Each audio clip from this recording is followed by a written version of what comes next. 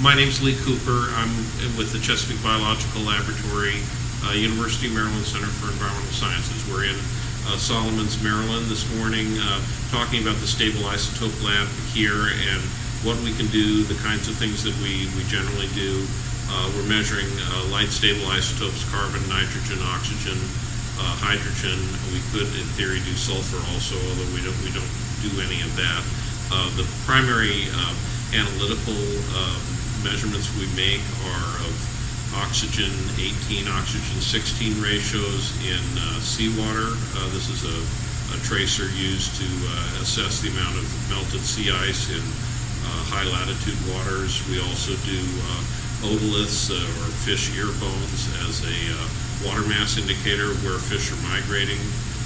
We do some work with amino acids, stable isotope, compound-specific stable isotope composition, and we also do a number of other analyses on a day-by-day basis. Cedric Magen, I'm going to let him explain some of the features of some of the equipment in the lab, and we'll go in.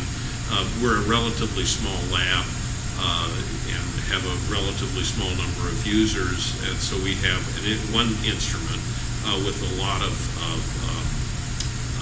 peripherals or sample preparation devices that are attached to it that we switch from one to the other.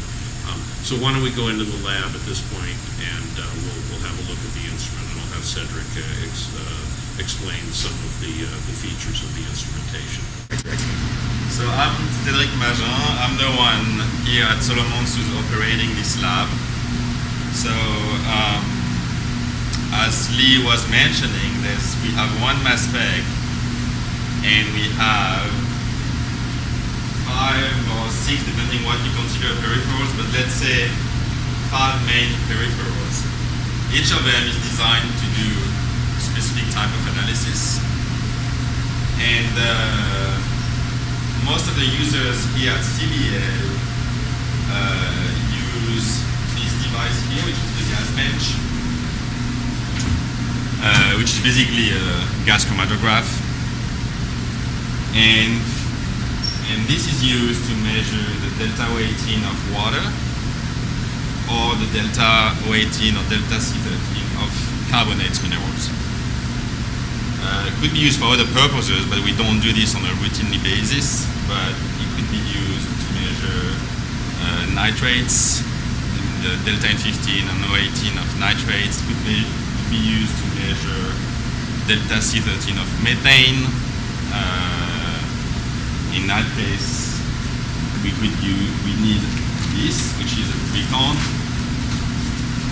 which basically is used to concentrate the samples. There's two liquid nitrogen traps that are used to concentrate the samples. But we don't use this on a routine basis. What we use is mostly this. What this does, the way it operates is through equilibration. So for water, for example, we have a vial like this one, where a little bit of water is sitting at the bottom, and we inject a gas, which is a mix of 0.3% carbon dioxide and in helium, and we let it equilibrate over time for about 24 hours, and then we analyze the gas phase. So what the gas bench does is just picks up the gas through a needle.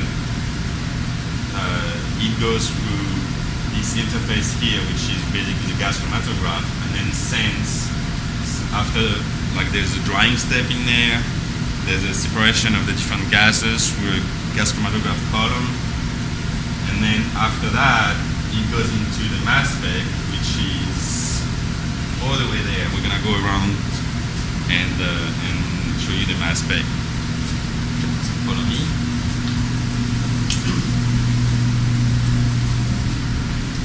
So here's the mass spec, which you can't see much on this one, but basically there's a big magnet there, and we have 5 cups on this one. Is that right, Lee? 5 yes, cups. yes, yeah. 2 for hydrogen, and then another 3. In the case of carbon, would be for carbon 44, 45, 46. We have 2 valves. One is dedicated for the gas bench, specifically for the gas bench. And the other one is connected to the cone flow. The cone flow is basically an interface that receives the other three peripherals we have, that is the gas chromatograph, the elemental analyzer here, and the TCEA over there. Out of these 3 instruments, there's only one we really use on a routine basis. It's this guy. This is used to measure the composition in carbon and nitrogen. And what it does basically is inside you have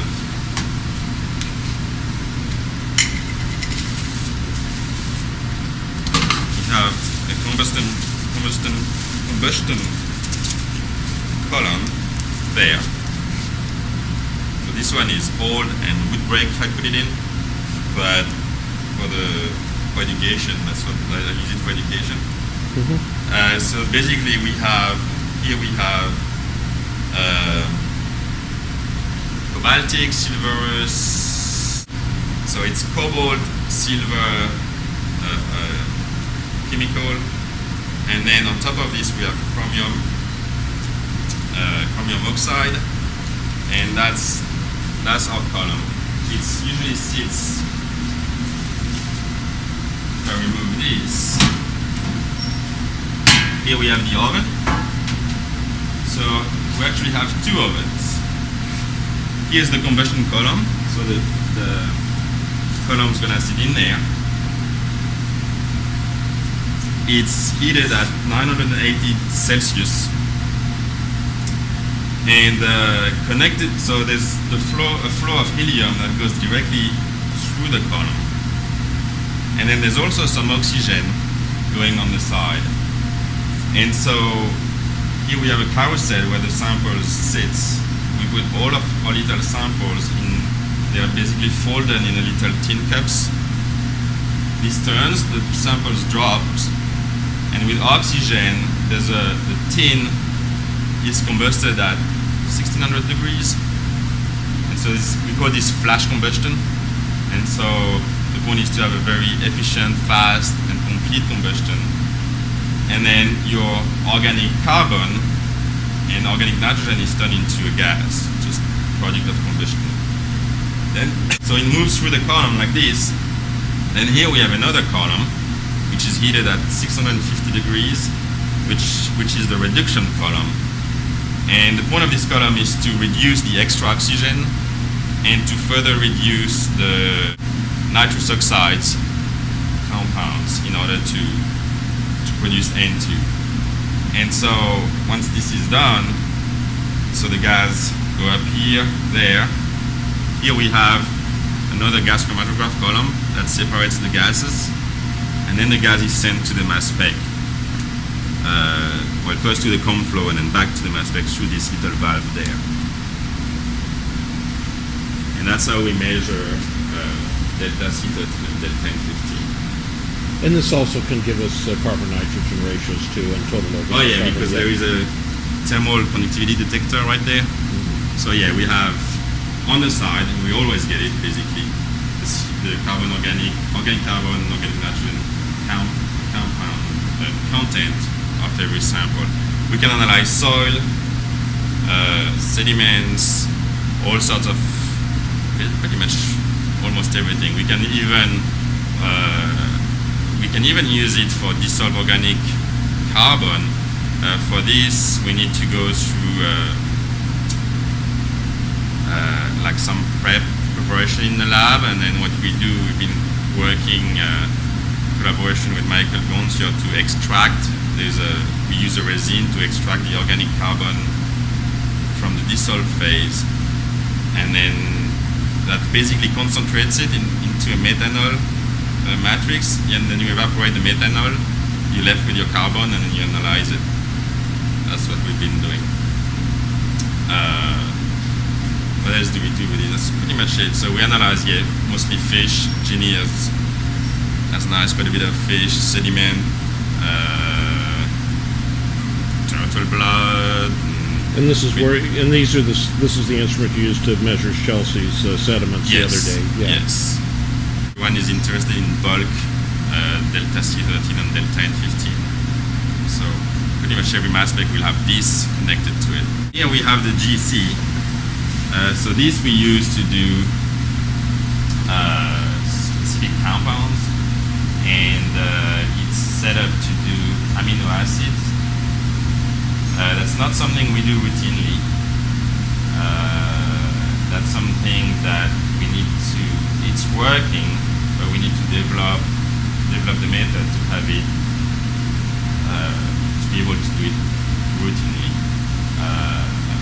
But basically what it does, there's also a combustion phase. But the idea is you separate the different amino acids, and then what you have on your scan is every single one of the actually you might know this better than me. You end up with a peak, and then with several peaks, and each of them correspond to one single amino acid. Right. And we've got some standards. So we Indiana University, Arne Schimmelman has developed some standards for amino acids. So we inject the standards, and we know how long it takes, say, for alanine or glycine or whatever the amino acid is that's of interest to come out. So then we can identify it on the computer in terms of the that's glycine or phenylalanine, and then we're interested in this issue of whether you have source versus trophic level, and how conservative the amino acids are in preserving the food web structure. So it's a food web tool that's being developed, and instead of doing bulk analysis like we do with this elemental analyzer here, in theory the amino acid structure of the food web, both for carbon and nitrogen, should give us a little bit more insight. And the work we're doing, we're working on a paper with a postdoc who used to work here, and we've also made it available for student work. But as Cedric mentioned, we're not doing this routinely every day, so it's a kind of a special projects sort of effort to use this instrumentation. But in theory, this could be used for fatty acids, any sort of compound separation we want to do, and look at the individual compounds involved and look at their isotopic composition, both carbon and nitrogen. It works a little bit like the elemental analyzer, but at higher temperature with different chemicals. And what it's designed for, it's designed to analyze the deuterium and O18 of solid samples. So, and then, but it works pretty much the same way. We have a carousel here, samples drop, are burnt, and in this case, we don't introduce any oxygen. The oxygen gas is put in the elemental analyzer to make sure you oxidize everything, because you don't want isotopic fractionation associated with carbon and nitrogen being combusted. Yeah. So this instrument doesn't use oxygen as part of the combustion, the reduction process. So if you want to measure the oxygen 18 content of phosphates, you can't do it on the other instrument because you're introducing oxygen already. So we've destroyed any capability by adding oxygen to this one. It's a high temperature pyrolysis, basically. You decompose the organic matter and then get at the oxygen, 18 oxygen 16 ratio. So you could, if you wanted to measure cellulose, for example, oxygen 18. Be versatile, so we can do everything, or almost everything, because we have all the peripherals for it. But we're not set up to be very efficient, basically. switching from the elemental analyzer to the gas bench is fast. That's a few hours process, it's no problem. And that's good because that's the two machines we use the most. But every time if I wanted to go to this guy or this guy and then set up the procedure, it takes several days to get it up and going. And so that's the approach that the lab has chosen to be able to offer bench analysis to the users here at CBL at the price of efficiency. Okay, well, and just to follow up what Cedric was saying, that we're a relatively small lab. It's not a huge research university. The other way to do this would be to have multiple mass specs and have one peripheral dedicated to each one. But based on the fact that we're a relatively small lab, have a relatively small number of diverse users, we specifically designed this laboratory setup to allow us to do a wide variety of things. But Cedric is correct that there's some efficiency losses in switching from one kind of analysis to another. In a larger research university setting, you would have an individual mass spec that would only do the gas bench analysis, that is the carbonates, the water isotopic analysis, and another mass spec would measure the carbon-nitrogen ratios. Maybe a third mass spec would use the gas chromatograph to do compound-specific work. We're trying to do it all here in this space and make the capabilities available to students to use as well as faculty members. Okay. So here's the software. I don't think either of you really knows that software. We can control a bunch of different things. The one thing we control is here, that's the focus delta. So you have to imagine this as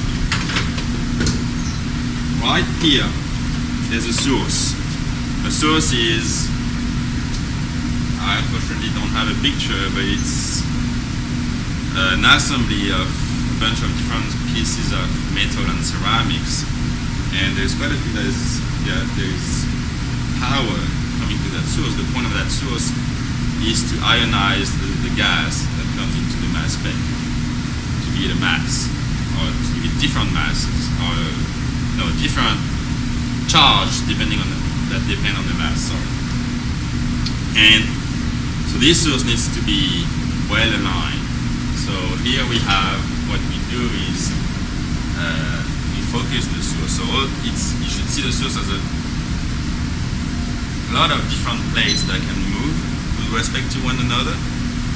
And the point is to focus the beam to be able to have the best sensitivity or the best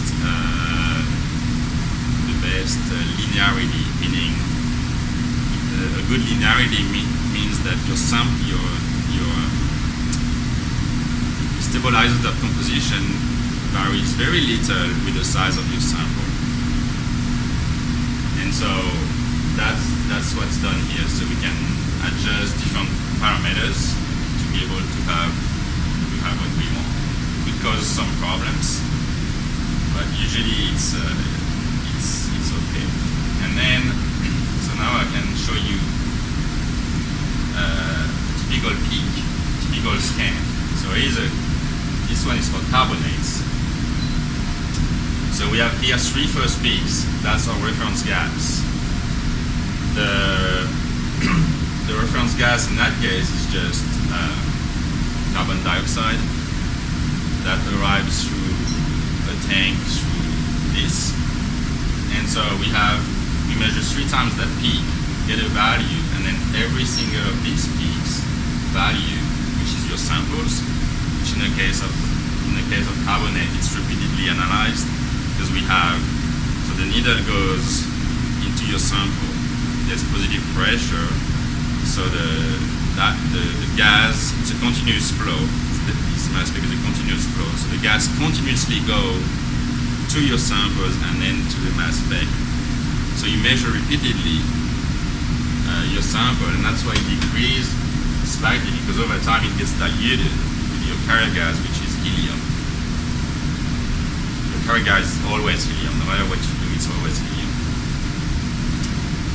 and the data are recorded here. So here we have delta C13, here we have delta O18.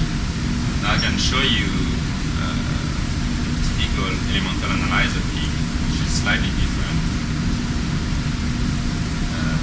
Here we have two things. We have first in that part of the scan, that's nitrogen. So we first measure nitrogen, like air. It's not air, but it's like an air. That's our reference gas, and then the peak of nitrogen that comes from the combustion of the sample returns the value here, and then we tell the mass spec to jump. So basically, there's the cap will adjust themselves to be able to measure carbon, to switch from nitrogen to carbon. So they align themselves, and then now we are able to measure delta C13. So in that case, the peak comes first, is the peak, and then the reference gas is at the end. A run here lasts about 8 minutes, 7.5 minutes. In the case of carbonates or water, it's more like 15 minutes. And the question comes when you try to use it. I think I've pretty much covered it. There's a lot of things we can control, a lot of things that can go wrong. It's a finicky instrument. So the main issue that we have in this lab is temperature control, and I've observed that the switch in temperature of, let's say, 1 Fahrenheit will cause issues with the run.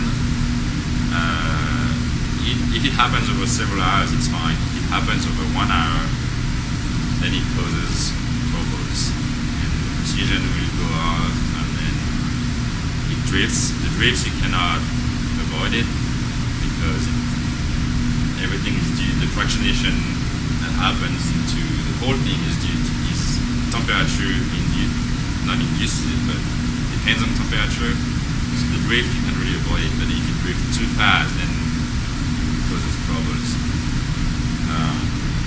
That's pretty much the one big issue we have in this lab. And honestly, a switch of 1 Fahrenheit degree is not much, but that tells you how finicky is that instrument. Mm-hmm. It's Well, a lot of these asking- fractionations, as we discussed in class, are temperature sensitive. So if you're and it takes a few minutes for a sample to get processed, and if the temperature is changing during that period of time, then it'll affect your reproducibility and your precision. So we've spent a lot of effort the last 4 or 5 years trying to improve the temperature control, or work with professionals who can improve the temperature control in this building, and that's why we keep the shades shut in here too. Yeah, and I find myself, for example, I've noticed in this lab there is in the morning the temperature goes up pretty quickly, and then at night goes down. So when I arrive, I open the door to the hallway because the temperature over there is colder. So there's an airflow that keeps the temperature somewhat stable in this lab, and that's how I go away with that temperature change. That get away with the temperature change in the morning, but at night I'm not here anymore. So I shut the door, but there's nobody to check on the temperature. So every time, every day. Turn this on. Oh yeah, you can leave it on at all time. Oh. Oh, Well, then there you see, go. that's our answer. Yeah. What? Because we were wondering if it needed to be turned on with airflow. Always airflow, but you can power it through the USB cable without airflow. As long as it doesn't operate, Yeah. it's only an interface. Okay. So the minute you connect, you turn that valve to this guy. What you do is you shut down the airflow from the valve, and this controls the airflow. Yeah. But if this controls the airflow, that means if there's no airflow there, you won't have any airflow there. So it's better to always have it with airflow whenever you plug it. And So the then the vacuum, vacuum. and then I can switch the air. Okay. So that's It's the air on. So yeah. that's the Okay, I'm switching it. cavity ring down spectrometer, which is a completely different technology than the one we've just seen. It's like the new technology. It's maybe, I don't know, not even 10 years old, I think. And there's two, to my knowledge at least, there's two companies in the US that do this. Pihao is one of them. There's another one called Los Gatos. The technologies are somewhat, I mean, the same basics, but it's slightly different. I'm not tell you exactly what Los Gatos does. This is cavity ring down, meaning, I don't know if you've seen this in class. Yeah, we've talked about with it. Laura. Yeah. Yeah. So basically you have a cavity in there on the vacuum. We can analyze liquid samples, but we have to change the liquid into a gas or make an equilibrium between the gas and the water you want to analyze, because this will take only gas. And then the gas gets into that cavity, and there you have what it measures. It's the absorption or the time it takes for laser when you turn it on and off.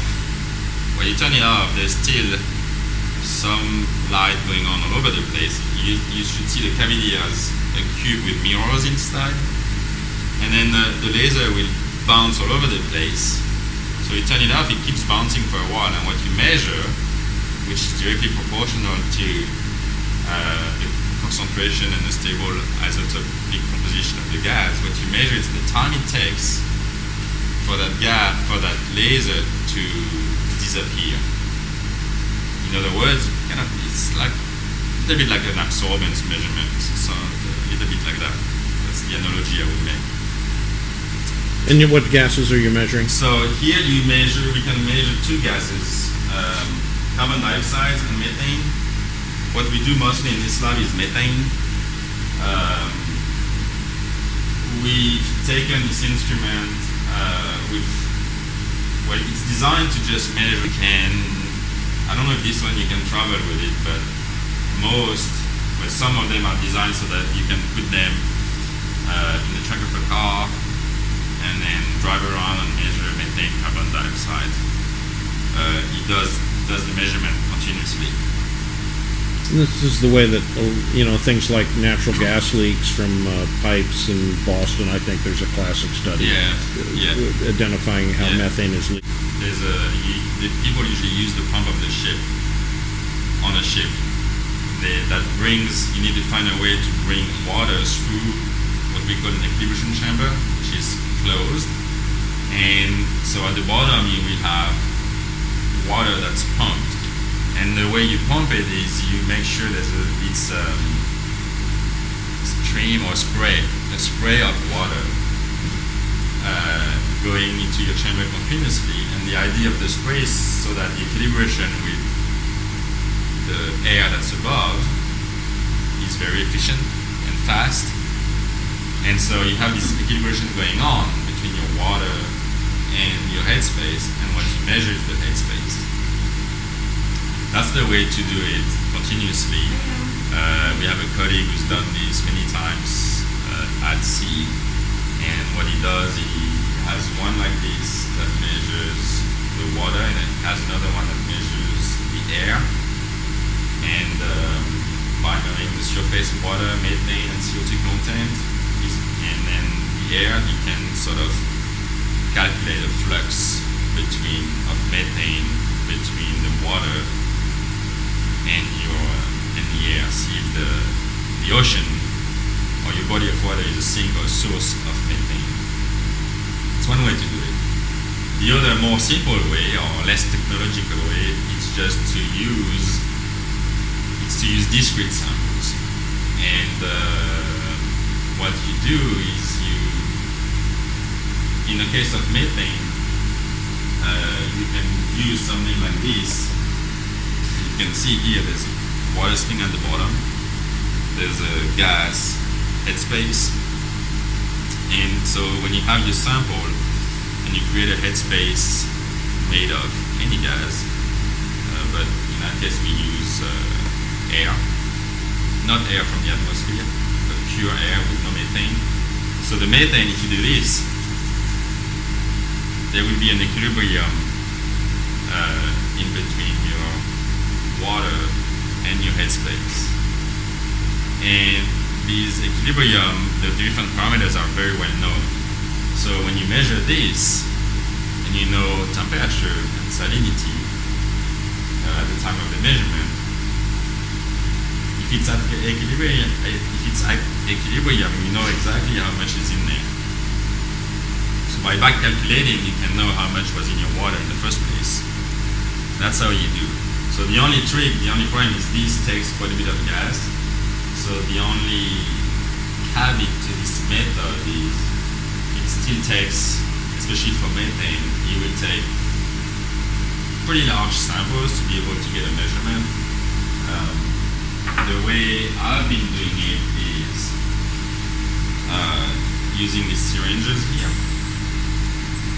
I don't do my a lot of people will do their calibration in that syringe like this. I use it only for, because I need a lot of gas, that's pretty much the amount of gas I need. And that's 3 minutes measurements on this, and that should be enough. But I've been using big containers, like 1 liter or more, to do my calibration. And then I collect the gas and just plug it here.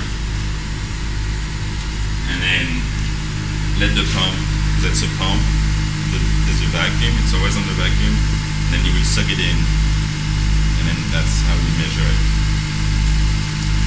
That's how we do.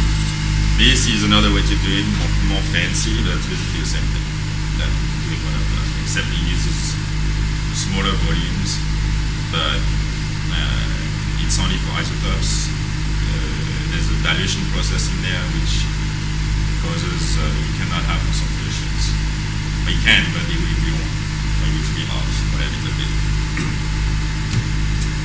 So that's how this works. All right. Well, thanks for joining us on this tour. Again, we're at Chesapeake Biological Laboratory, University of Maryland Center for Environmental Sciences in Solomons, and please contact us if you have any questions or interest in use of our stable isotope mass spectrometry laboratory. Okay, thanks.